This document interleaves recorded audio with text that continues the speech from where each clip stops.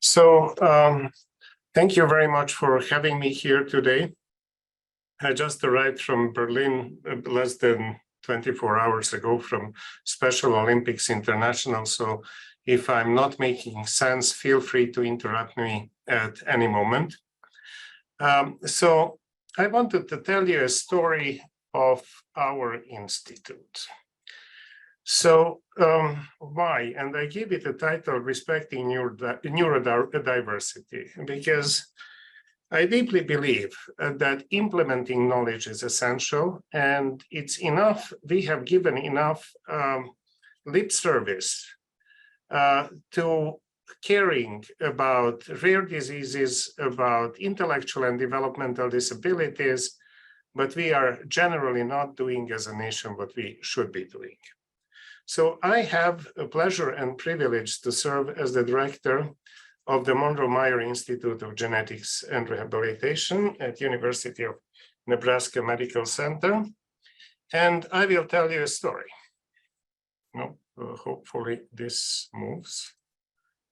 Is it moving with you? So thank you for caring.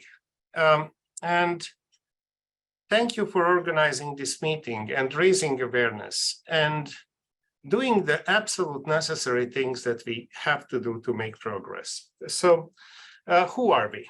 So our mission is really not to improve, not to help, but be world leaders and transform the lives of all individuals with disabilities and complex healthcare needs. And we do this through 4 different activities: community outreach and engagement, education and training, and innovative research and extraordinary patient care. And we are one of the most comprehensive IDD care institutions in the world, and I believe that we are the 2nd biggest in the world. So big, old, unique, and outstanding. That's the take-home message. And why do I say this? First, we have celebrated years ago our 100-year anniversary.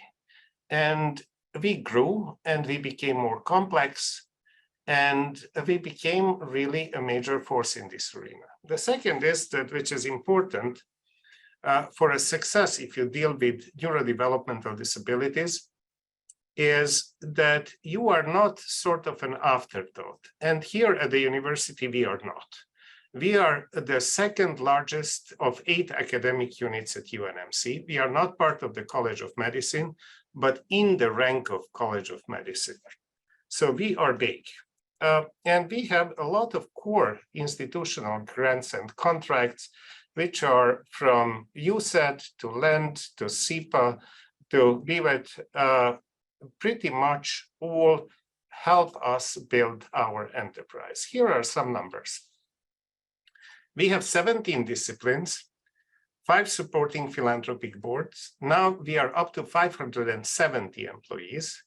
We are one of the 67 USAIDs, one of the 52 LENDs, and we have a very nicely balanced portfolio. As you can see that we have clinical services, research, philanthropy funds, state appropriation, federal grants and contracts, and in a pretty good mixture. Our budget is about $41 million, and we get of that 41, 18 million in federal, state, and local grants, and about 6.2 million yearly in philanthropy, because our activities are not very well reimbursed, and we need support for our research too. So we are big on the clinical services side. So we have about 90,000 yearly services. And we are really not only a state organization, but much wider. Our recreational therapy is pretty amazing.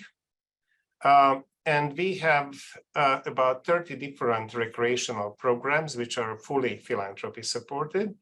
And we provide more than 25,000 hours of service.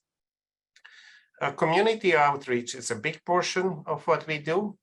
And we reach more than 7,000 participants who do participate in the various activities. And we provide a lot of technical assistance across all the different disciplines. So we have over 407 long-term trainees, and these are all individuals who are focused on developmental disabilities. And we have a lot of federal funding also, and a lot of federal active projects. Now, the disciplines, we are not a physician-driven enterprise. I have to put it out. Out of the 570 employees, there are only about 10 physicians. The rest of it is from genetic counseling to nursing to psychology to physical therapy, speech-language pathology, and so on. So obviously, we reached the whole Nebraska, and we have across Nebraska about, which is a very rural state, we have about 40 or so outposts where we have embedded providers. But beyond that, we serve a pretty good portion of the nation. These are the counties where our patients come from. And we decided that we were in an old crumbly building, and Dr. Rizzo knows this very well. That was really a disgrace. And we asked the question from the community, if you indeed believe that intellectual and developmental disabilities should have a prominent place and should have respect and should have good care, is this the place that you want to keep us? And the university and the community listened. And it took a caring community to build something amazing. So we built on time, on budget during the pandemic, our new building, which opened in April of 2021. Once you have a vision, you capture the imagination of the community. And this is a can-do community. We raised $91 million in less than 6 months for our new building. And it took everyone, the philanthropists, the providers, the patient families, builders, architects, UNMC leadership, community members, organizations, state agencies, everyone worked together to make this happen. And it was really a very, very well coordinated process. More than 90 people participated in the design thinking. How should our new building look like? The problem is this: when you look everywhere around the country, and we wanted sort of to be a little bit copycats and find out who has a building and what features do we like, then we realized that all these buildings for developmental disabilities are 50 years old, repurposed buildings that were really not something that we could build upon. So we had these design thinking sessions that went on for about a year. And we tried to distill it really, what are the key things? And the community for us told that our guiding light should be to build a place where healing happens.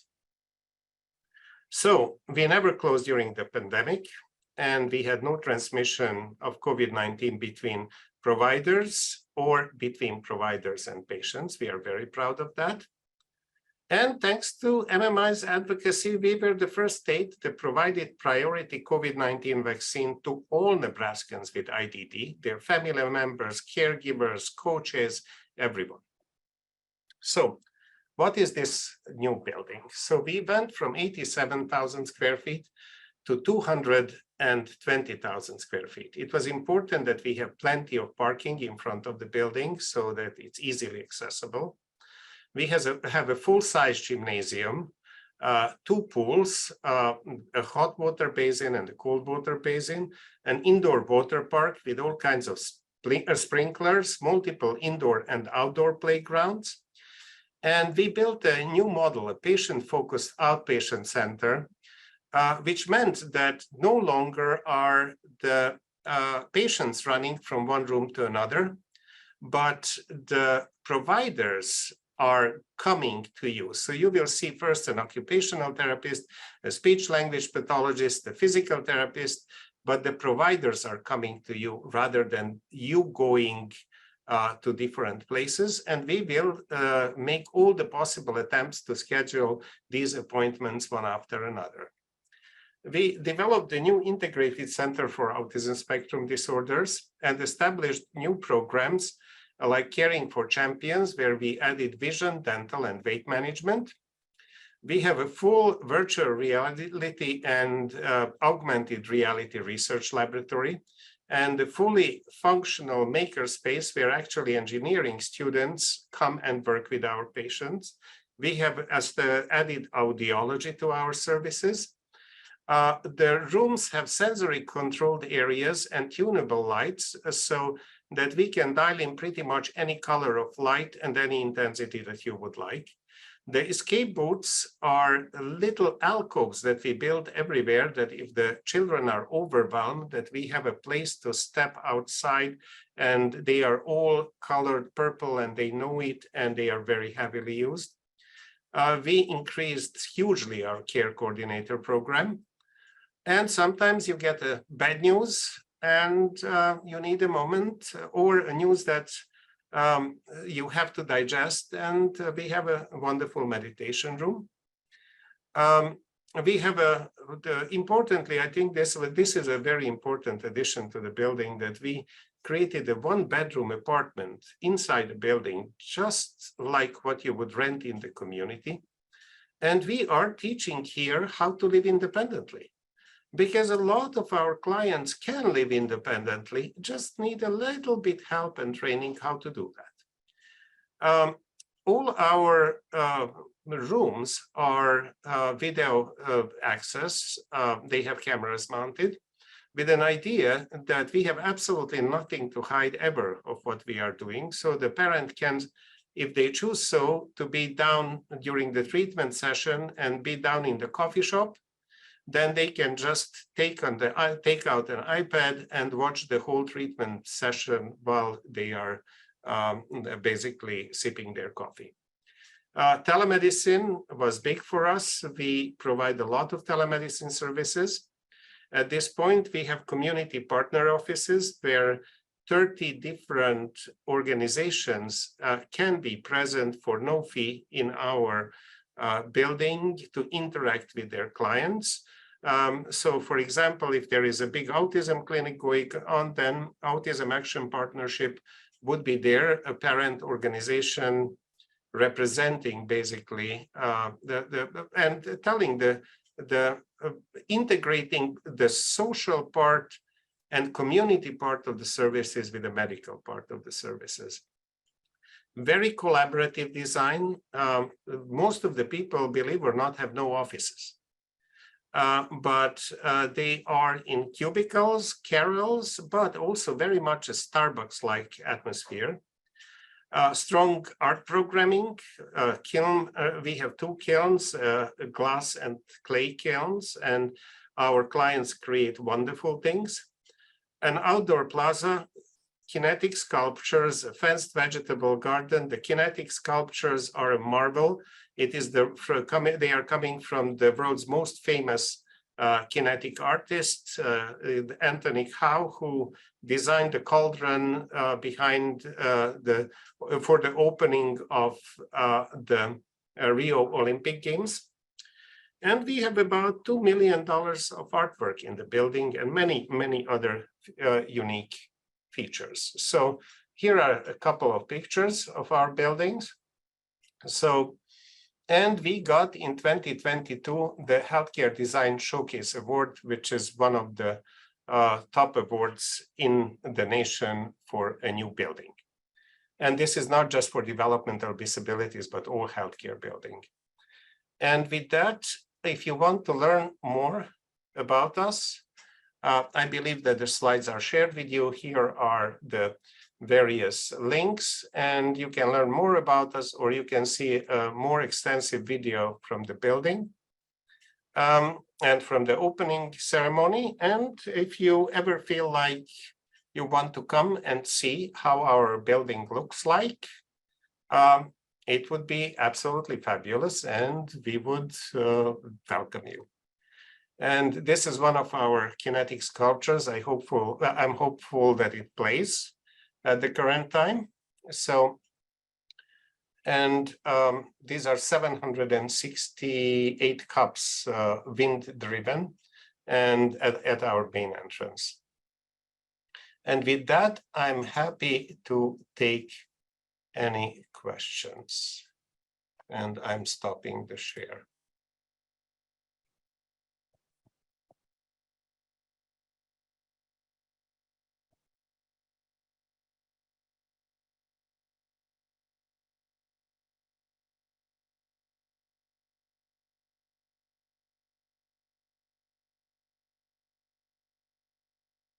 Can you hear me, or did I lose you?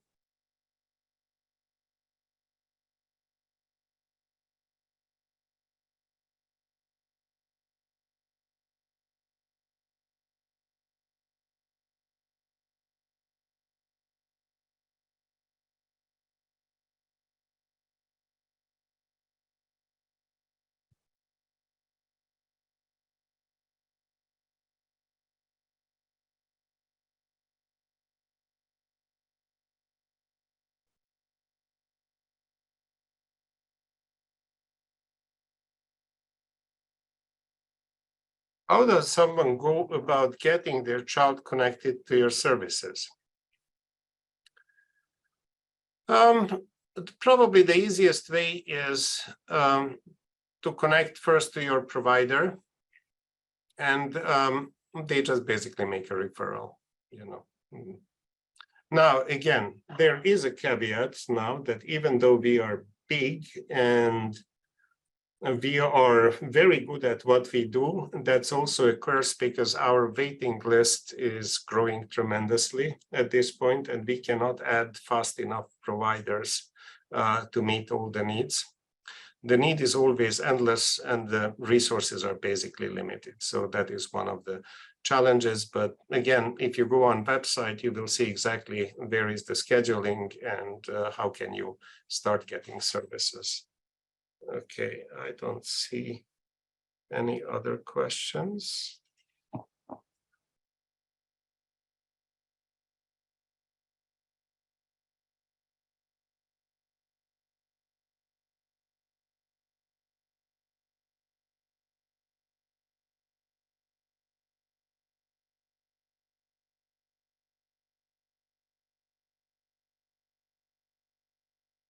Well, thank you.